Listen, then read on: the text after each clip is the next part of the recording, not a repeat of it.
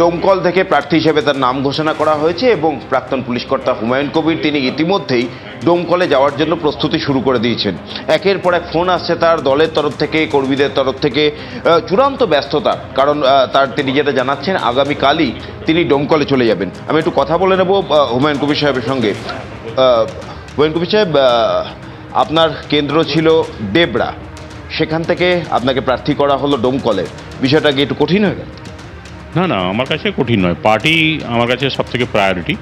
Party যেখানে চাইবে, যেখানে বলবে, সেখানে গিয়ে লড়াই করতে হবে। এখন মুর্শিদাবাদ তো আমার পরিচিত জায়গা নয়, এমন নয়, অপরিচিত জায়গা নয়। আমি ওখানে 5 বছর কাজ করেছি। 2 বছর এসডিপিও ছিলাম, পরে 3 বছর এসপি ছিলাম।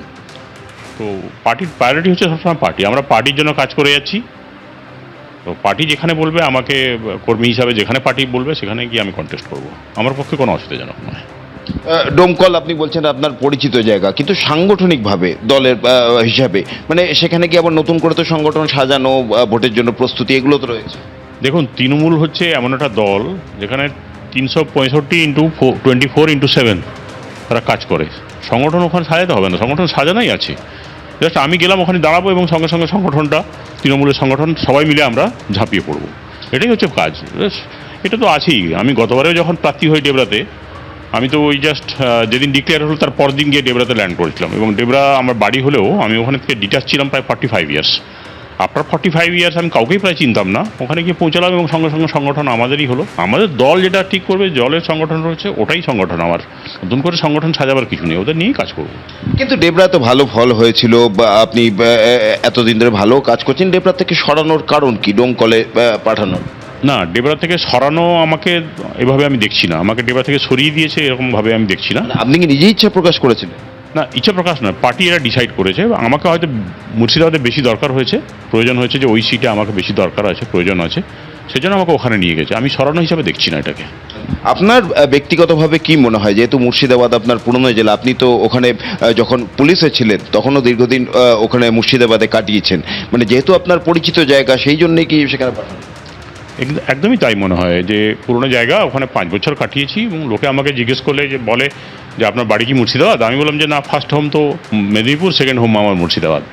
সেটাই একটা কারণ হতে পারে যে দ্বিতীয় বাড়ি আমার মুর্শিদাবাদ, এটাই আমি বলি সবাইকে। তো আই এম ভেরি হ্যাপি, কোনো অসুবিধা নেই। পার্টির যেখানে ডিসাইড করবে সেখানে যাবো, এটাই হচ্ছে আসল কথা। এবারে নির্বাচনে মুর্শিদাবাদ তো একটা হটস্পট, মানে মুর্শিদাবাদের ওপর সবার নজর। আপনারই প্রাক্তন সহকর্মী দলের আরেক হুমায়ুন কবির, তিনি দল গঠন করেছেন, সেখানে বাবরি মসজিদের নির্মাণ হচ্ছে।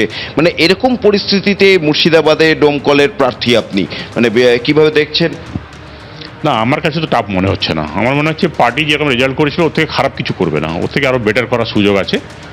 আর যেটা আপনি বলছেন, সেটা তো ধর্মের সঙ্গে রাজনীতির কোনো মিল নেই। হ্যাঁ, ধর্ম একটা ধর্মের জায়গায় আছে, রাজনীতি একটা রাজনীতির জায়গায় আছে। রাজনীতির কাজ পারপাস অন্য, ধর্মের পারপাসটা হচ্ছে অন্য, দুটো তো।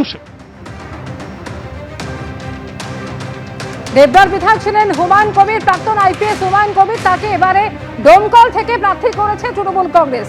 আর উলুবেড়িয়া পূর্ব থেকে তৃণমূল কংগ্রেস প্রার্থী ঋতব্রত বন্দ্যোপাধ্যায়কে। প্রার্থী হওয়ার পর কি বলছেন তিনি, শুনুন। আসা এবং আরও বেশ কিছুটা সময় একদম নীরবে সংগঠন করা। এবং বেশ কিছুক্ষণ আগে আমরা যেমনটা দেখলাম, যে মমতা বন্দ্যোপাধ্যায় যে প্রার্থী তালিকা ঘোষণা করলেন, সেখানে তার নাম রয়েছে, তিনি ঋতব্রত বন্দ্যোপাধ্যায়। প্রথমেই শুনে নেব তার প্রতিক্রিয়া কী।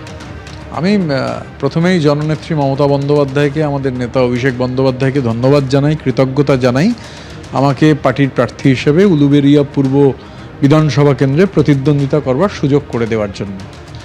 এই যে উলুবেড়িয়া পূর্ব, এই কেন্দ্র কতটা চ্যালেঞ্জিং আপনার কাছে? দেখুন, গোটা রাজ্যের এই যে ভোটটা হচ্ছে, মানে এই ভোট তো আসলে বাংলার বিরুদ্ধে, বাংলার মানুষের বিরুদ্ধে বিজেপি এবং বিজেপির সহায়ক শক্তি নির্বাচন কমিশন যুদ্ধ ঘোষণা করেছেন। তো এটা বাঙালির কাছে একটা খুব চ্যালেঞ্জিং লড়াই।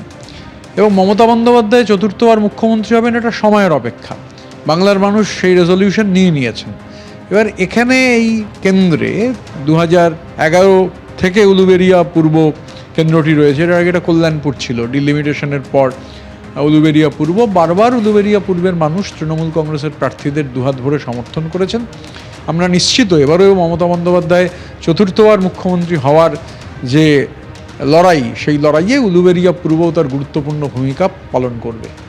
এই সময় আমরা যেমনটা দেখছি যে কমিশনের যে ভোটার তালিকা, এখনও সেই তালিকা সম্পূর্ণ হয়নি। এই পরিস্থিতিতে এই ইস্যু কতটা ভোটে প্রভাব ফেলবে আপনার এই কেন্দ্র এবং সামগ্রিক ভোটের কথা? আমরা শুরু থেকেই যে কথাটা বলেছিলাম যে এই এসআইআর বা সাইলেন্ট ইনভিজিবল রিগিং, মানে ওরা যেটাকে স্পেশাল ইন্টেন্সিভ রিভিশন বলেছে, এটার উদ্দেশ্য হচ্ছে একদিকে জেনুইন মানুষের ভোটাধিকার, জেনুইন যে ভোটার তাদের ভোটাধিকার কেড়ে নেওয়া, ব্যাকডোর দিয়ে এনআরসি করা। আমাদের কথা যে সত্যি ছিল তা প্রমাণ হয়েছে, এবং বিজেপির নেতারা যে 1,20,00,000 সব সংখ্যাটা বলছিল, সেই সংখ্যার সঙ্গে আশ্চর্যভাবে এই অ্যাডজুডিকেশন এবং ডিলিশন সবটা মিলে গেছে। এরকম কথা যদি বিরোধীরা কেউ বলতেন, ইলেকশন কমিশন নোটিশ পাঠাতো।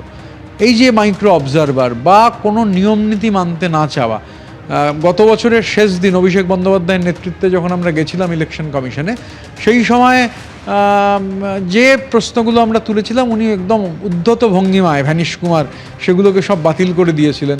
তারপরে মহামান্য সুপ্রিম কোর্ট সেগুলোকে সব কিছুতে মান্যতা দেয়, শব্দ পর্যন্ত পাল্টে দেওয়া হয়েছে, মানে সুপ্রিম কোর্টের রায়ের শব্দ মেয়েকে করে দেওয়া হচ্ছে শ্যাল।